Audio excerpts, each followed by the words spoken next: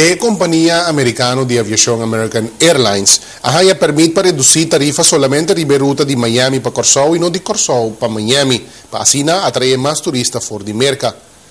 Decisão aqui, o governo de Antillas se toma depois de bastante interrogatório de petição de American Airlines, o segundo está uma redução de tarifa promocional para tempo limitado.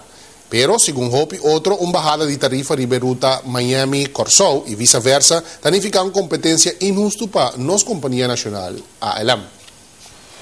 Den luna di januari, a companhia americana de aviação American Airlines, que for de dezembro último tabula riberuta Corsou, Miami e vice-versa, hace uma petição para baixar sua tarifa de $299 para $199.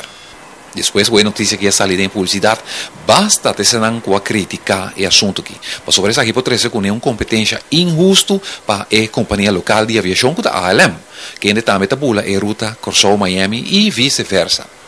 Introdução de uma tarifa baratinho está obriga a ALM para não também baixar a tarifa na $199 para cada competir riba e ruta já mencionada.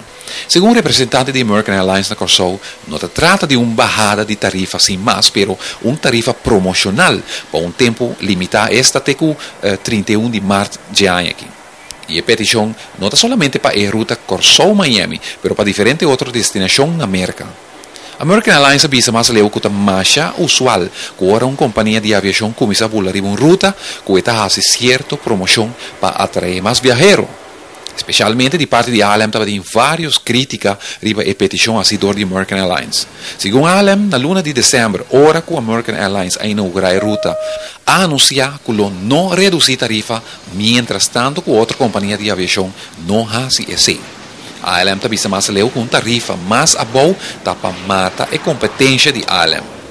Entretanto, o governo de Antillas anunciou mediante o ministro de Tráfico e Comunicação, Sr. Leo Chance, que a American Airlines também permite para reduzir a tarifa de Merca para Corsou e não de Corsou para Merca.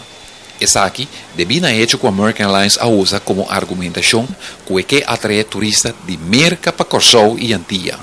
Segundo o ministro de Tráfico e Comunicação, se está boga para atrair mais turistas fora de Merca, é hora por reduzir tarifa riba e ruta E.